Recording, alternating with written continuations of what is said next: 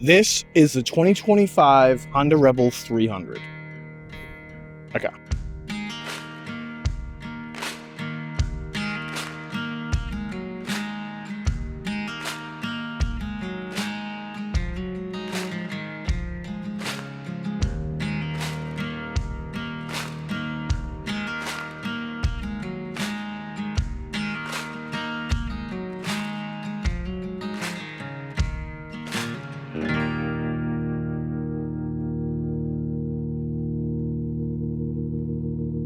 The Honda Rebel, equally a large name as the Honda Goldwing is to the motorcycle industry, but for a completely different purpose. The Honda Rebel is the quintessential starter motorcycle, and it's remained that way since 1985. In the late 2010s, they did a huge redesign on the Honda Rebel, and they turned it from purely a starter motorcycle that was a 250cc. They released the 300, the 500, and the 1100 models of Honda Rebel. So now you can get into the Honda Rebel and basically stay in it forever if you want. I've heard that the 1100 is very powerful, and Doodle on a Motorcycle even did a 1,000-mile trip on one, which looks like quite a bit of fun. The 1100 also can come with a full fairing and some saddlebags. Although I wouldn't necessarily call it a touring bike, but those are options. I am not certain if those can be attached to the 300 or the 500, but again, this video is strictly about the 300. I actually learned on the Honda Rebel 250, and I think it was like a 2004, 2005.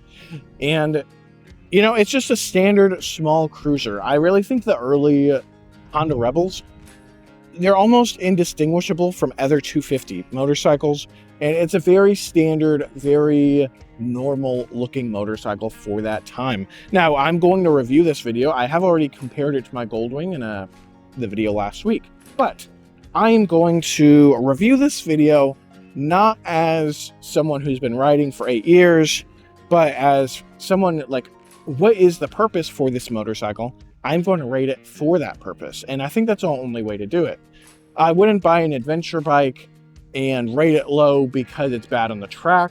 I wouldn't buy a Goldwing and rate it low because it's bad for off-roading. And I just don't think that would make sense. Now, of course, I'm not necessarily small. I am 265 pounds, 5'11", and this bike does feel small for me. But again, I don't think this bike is necessarily for me and somebody my size. This seat height is incredibly low. And for my mom, who's in her 40s, I think she's 5'4", 5'5", something around there. She easily flat foots this. She feels super comfortable on this motorcycle. And that's what it's for. The Honda Rebel is made to be unintimidating. It's made to be inviting. And as a matter of fact, the brand new Honda Rebel 300s have something called an E-clutch. So people don't even need to use a clutch on the motorcycle, although that is a video for a different day. One of the best features of the Rebel 300 is the seating position. It's very easy to throw my leg over, as you just saw right now. Super easy. Check that out. You have all seen me get on my Honda Goldwing, and I really need to like hike my leg up and throw it over the backrest, and that can be annoying. But when it comes to a beginner bike, you need a good seating position in order to feel comfortable. And this seating position is superb for most people, but I'm not going to say all. I'm only 5'11", and if you look at my legs, like how much I need to hike my leg up for this, it could be more comfortable. I'm not saying it's horrible. As a matter of fact, I kind of like it at times. But again, if you're 6'2", if you're at all taller than me, this probably isn't the bike for you. But if you do see, similar to my Goldwing, it is a pretty standard seating position. My back is straight, my hip is 90 degrees, my knee is 90 degrees, and it goes straight down. In terms of additional features, there aren't many. Of course, it's a 300cc motorcycle, and there's ABS. As far as I know, that may be it. It does have a really cool digital speedometer, which I really like. It does have a fuel gauge, and fuel economy on this, I'm not exactly sure what it is, but I'm pretty certain it's pretty good. I filled the entire tank and it was like $6. My Goldwing tank is over twice the size of this. a motorcycle that you are learning on, it needs different things than a motorcycle you're probably going to keep forever. It's going to need different things than a touring bike, for an adventure bike, or a sport bike. The good thing about motorcycles, and why I would never say this is a bad bike, even though I don't think I would ever buy this for myself, being on a motorcycle is just fun. And at the end of the day, even for somebody who's very experienced, for someone who's way too big for this bike physically, it's still a ton of fun, because when you twist the throttle, it goes. And this is a pretty quick bike, and it's a lot of fun. And this is a quicker bike than my Goldwing. And if I did a 0 to 60, I'm pretty sure this would beat my Goldwing. And I think it may be because of the chain drive. I'm not sure. I did get this motorcycle up to 75 miles an hour. I am not sure what the max speed is, but I am not comfortable going faster than that. I was on some back roads, and the amount of wind that was hitting my body, trying to hold on to the handlebars, feeling like I'm going to fly off of the seat, I did not feel comfortable going 70 miles an hour. But the good thing is, if you do need to do a small spurt on the highway, this is capable of pulling somebody my weight at highway speeds. Of course, another good thing about a really small bike like this is you can already tell the engine on the side, it's very exposed.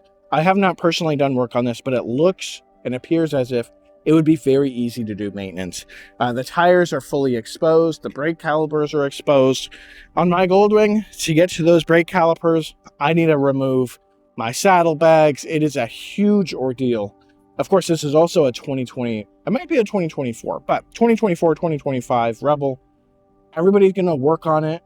And again, with a really old bike like I have, it's nice to have a motorcycle that you can actually get worked on the shop. So in terms of Honda Rebel as not just a beginner bike, I think we've talked about at length how good of a beginner bike this is. Do you want to keep this bike forever? That's debatable. My mom, as far as I know, she's planning on just keeping this kind of for the long haul. She's not planning on doing any trips. She mostly rides around town, and that's when this really, really shines. I did talk about being on those back roads, even for 36 minutes. The amount of wind, the amount of noise, the vibrations going through my foot pegs, and mind you, those 36 minutes, I was going like 60 miles an hour the whole time. But the vibrations through the handlebars, through the foot pegs, I definitely felt it. And when I got off the bike, even after 36 minutes, it felt very relieving. So a motorcycle like this is really meant for in-town use. And of course, you can do whatever you want with any motorcycle. Of course, you could do a trip with this. I'm pretty sure you could get a windshield for this. You could get a fairing for this, and it may help you a little bit. But the Rebel does have, like I've said, a 500 and an 1100. And I can't really talk on those because I haven't tried them. But pure form factor, they look nearly identical. And if you really like the 300, but you do want to do some touring, or you want, I don't know, more power, I don't know. I don't necessarily understand the power thing. And I can talk about this in a totally different video, but this is a 300 and it's already taking me to highway speeds. Now, I talked about this in my Goldwing video too. Just because it's going highway speeds doesn't necessarily mean it's comfortable at highway speeds. Yes, this is going highway speeds, but it is so light and it is so small, and the engine is vibrating so much, it is not at all comfortable on highway speeds. And I would absolutely love to try out the 1100 and see the difference between the two on the interstates. And it's one of the reasons I got my Goldwing and I upgraded for my 750 Yamaha Virago. On highway speeds, you get a lot of vibrations. On my Goldwing, I can go from 40 to 70. Vibrations do not change at all whatsoever. This, it's a really big difference. So it is going highway speeds. I could maintain highway speeds if I wanted to, but the engine is vibrating very heavily, and you feel it all through your foot pegs, and you'll feel it all through your hands, and it's not super comfortable. Although I can't knock that at all, because this motorcycle is not trying to be a highway machine. So in terms of aesthetic and styling, I think it's a pretty sleek looking bike. It's a very standard looking motorcycle. I absolutely love the huge front tires. I think it looks really sleek. I think this seat looks really sleek. I've not seen a 300 with a passenger seat, but some of them do. And styling is very subjective. If you like the way it looks, you like the way it looks, and others won't. Getting back to this being a starter motorcycle, I was just hitting the parking lot. I was doing some really nice figure eights, and low speed maneuverability is really good with this. And if you want to buy a motorcycle and take it to your motorcycle safety course, this is a great bike for that. Again, I've said it too many times. I feel like I'm rambling in this video. It's really all I have to say about this. It is a good starter bike. And like any motorcycle, you can use it for basically whatever you want. If you want to use this not as a starter bike, if you want to use this as your forever bike, if you want to tour with it, you probably could. It's a very versatile machine. It's very standard. I feel like most people would have an easy time riding this bike. If you're a very short rider, this is the way to go, like 100%. Something my mom has complained about is the handlebars. And even for me, like I'm a lot taller than her, and I am actually leaning forward into the handlebars. So for her, her legs are up and she's leaning forward, and it's not incredibly comfortable for her. So she's going to get either some risers or some new handlebars to bring them out closer to you. Of course, that's something I talked about with my Goldwing as well. When you're sitting, those nice wide handlebars, they're coming out to you. And it's another one of those things that makes me appreciate my Goldwing more and more. In terms of mechanics, I have said it feels fast. Like when you get onto the throttle, it definitely moves, and it moves quick. And it is raining. So I am about to try it out in the rain on the way home. But no, it moves quick, and it's surprisingly a quick bike. I think anybody would have a lot of fun on this. And in terms of power, in terms of size, is really the reason to upgrade from this. For me, it's the physical size that would keep me from keeping this bike long term, and it's the seating position. It's just not quite incredibly comfortable for me. So I would never personally own a Rebel 300, but for what this is trying to do, and especially brand new, you can get them for about $7,000, $6,000. It's basically a perfect bike for what it is designed to do. I was sitting here editing, and I really wanted to add some final thoughts about the Rebel 500 I was riding all of last week. So I made 3 videos about it, and I thought it was a Rebel 300 for all 3 videos. And does that change things? I think it does. In a lot of ways, it makes me like the motorcycle significantly less. So at the time I was like, hey, it's surprisingly fast. It's surprisingly quick. It can maintain a speed surprisingly fast. And I was really shocked that a 300 was able to make it to 75 miles an hour on the interstate with me on it. And it turns out it's a 500cc motorcycle. And you basically never even need to go to first gear. And it's a 500. I think this is the first 500 I've ever ridden. My first bike was a 750. I started on a Honda Rebel 250. And the physical size of the Rebel 500, and like I was saying in the review video, this is a 300, and the physical size may be better on the 500 or the 1100. From what I can tell, the physical size is not much bigger at all on the 1100, and the 300 may even be slightly smaller than the 500.